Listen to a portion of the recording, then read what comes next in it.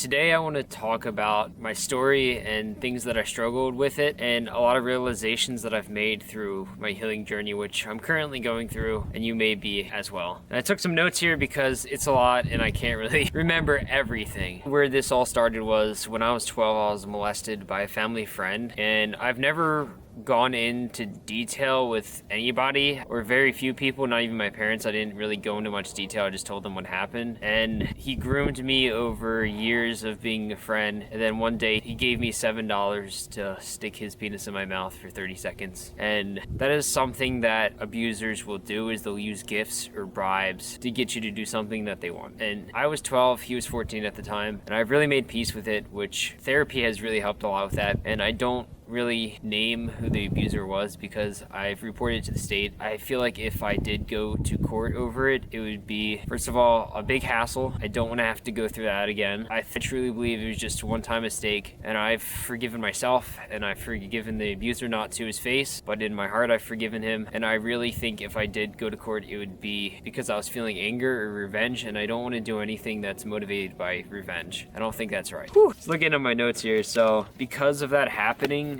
a lot of these things I've only started to realize, and I did not realize what were happening at the time, which I feel like that is a lot of survivors of abuse, is they didn't realize what was happening at the time, or things that they did were a result of the abuse. And I'm not trying to blame the abuse on things I've done that were bad. It was still, that might have shaped my beliefs, some of my beliefs and stuff, but I'm still the one who did things that were irresponsible, and I'm the one who's responsible for those, no one else. I can't blame anything. In middle school and high school, there was two gay kids, or people that I thought were gay, and many years after high school they came out as gay. I would bully them because, well, I was judging them based off of one person's actions, the man who molested me, and he turned out to be gay later as well. And because of what he did, I judged a whole group of people. And I realize now that was super wrong. And I have since, a few years back, gone to those people that I was mean to in middle school and high school and apologized. And they said it's okay, it didn't really bother them, but I feel like it probably did. And I just wanted to say sorry again. And another thing I want to talk is about addictions and escapes. So I've been reading a lot about addiction, and addiction seems to be a way people use to escape childhood trauma or any kind of trauma, but a lot of it relates back to childhood trauma. And things I used were porn, video games, food. I was a fat kid in high school and middle school, and in elementary I wasn't, because that was before the event happened. I know that sometimes it sounds like I'm being an asshole, and maybe I am, but I tend to project the things that I did onto other people. My feelings for my self-hatred towards myself for the things I did, like porn and video games, as an excessive amount in addiction. The anger I felt towards myself for participating in those addictions, I project onto others. I sometimes get mad when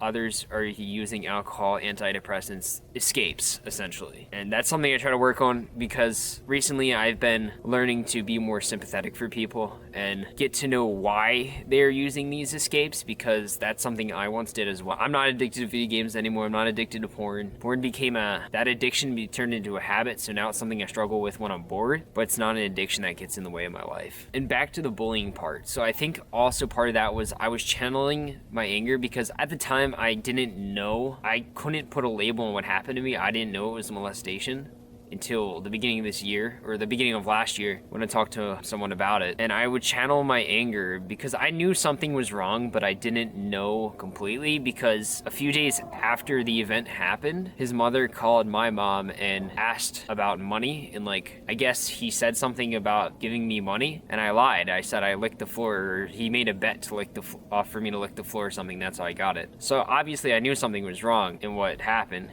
but I guess at the time I didn't think it was that bad. But until now, I realized it was terrible and it should have never happened. But it happened, and you can't change the past, so you just gotta move on and not let it disrupt your life. And some of the reasons I never spoke up about it until 10 years later is because I didn't think people would believe me. There's a lot of shame involved. I would blame myself. I would tell myself I should have known better, and I didn't think there was anyone I could go to, not even my own parents, because I've never felt emotionally close to my parents. And still to this day, I don't feel like I can go to them with my struggles and my emotions. There really isn't many people I feel I can do that with. The thing I struggle with now is validation. I'll post something on Facebook and I'll look at it every 5 to 10 minutes to see that notification to get that dopamine could fix. And I know it's not healthy. I know it's not good for me to do, but I still do it. And it's something I'm just struggling with and need to keep working on. It's hard for me to validate myself. I always look towards external things. Like, I bought so many things because I was like, this is gonna make me happy, but then I get it and I'm like, I'm not happy. I'm not any more happy. Maybe for like the first day or two that I have the item, I'm like, oh yeah, this is great, but then I get it and I'm miserable.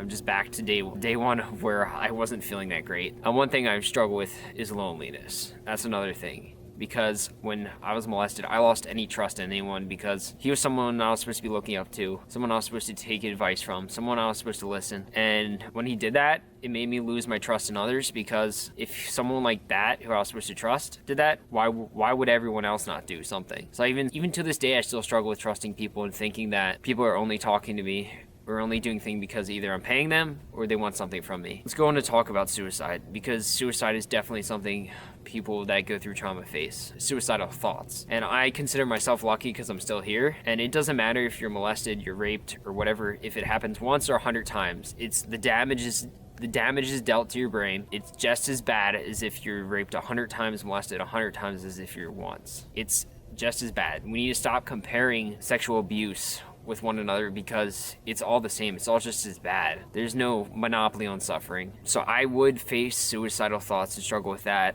Not very often. I never got to the point of where I was planning to do it, unless you consider, like, I'd be driving to go kayaking somewhere and I'd be like, oh, look at that tree over there. I wonder how much it would have hurt if I just ran into it. Would anyone miss me? I think that's the farthest I went, but I knew inside I would never do it. I would think about it, but I knew I would never actually do it. But that might also be people who have killed themselves. They might have thought the same thing, that they would have never done it, but then they actually did. So that one's a struggle for me. Let's see, what else? I'm just trying to be open and honest about this, because this is part of my healing, just being able to talk about this stuff. And I'm hoping that maybe something I say you hear and it can help you as well. One thing that my therapist and I continually talk about is resentment. So I feel like there's still a lot of resentment towards my parents, because I didn't think I could confide in them when I needed to, when I was molested, and I still am not emotionally close to them. So I feel like I still resent them for not making me believe that I could trust in them emotionally, I guess. I'm not sure how I want to word that. And then lastly, I really believe everything happens for a reason, and this happened to me because God knew I could handle it, and I could be a advocate or a spokesperson for people and help others that are struggling know that they're not alone. I'm here to share my own experiences and share things that I learned, but I don't want people to think that I'm here to fix your situation or what you went through, or that's what therapists are supposed to help you with. And I don't want people to mess that up and think that I'm here to, as I said, fix whatever you're going through. But know that I'm here to support you and be there for you. And if you need to talk, I'm there to listen. I'm not there to give you advice. If you want it, I'll try my best. And if I don't know, I'll let you know that, or I can help you find out. Or if you need to find a therapist, I can help you and give you the resources to go find one to help you through your trauma. But I really believe everything happened for a reason, and this happened to me so I could be doing something like this and sharing my story with everyone else. When I say everything happens for a reason, I know a lot of people disagree with that. They think some things are just random, but that's just my belief. And if you believe something different, that's okay. We don't have to agree on that. And I always knew there was something greater than ourselves, something all-powerful. God, the universe, energy, it's all the same to me. So I've always known there's a God,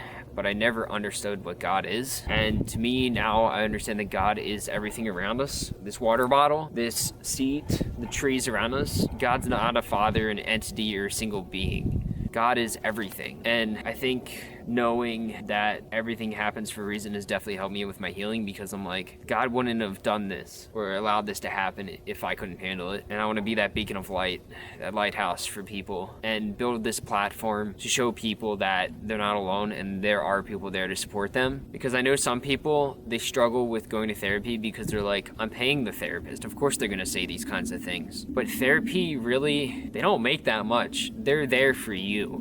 They're not there for the money. If they were there for the money, they'd go do something else. But guys, biggest thing you can do for someone who's faced trauma is be there for them. Let them speak. Just listen. You don't need to talk. You don't need to give advice. Just listen. Let them rant. Take time to listen to your friends. Put your phone away. And you can learn a lot from them as well. I think cell phones have definitely made it easier to ignore people. Like when I go somewhere and I'm waiting, I pull out my cell phone. When I'm at dinner with my family, I pull out my cell phone. It's like we're we're becoming more connected online, but more disconnected in person. That's all I have for today. I just want to be as open as I can and share my story with you and some of the things I struggle with. And if you guys have anything you struggle with, you can join our Discord community. And I'd love to game with you guys. If you need me to listen, I will be there and I will listen for you. And there's other people in there who would be willing to listen to you as well.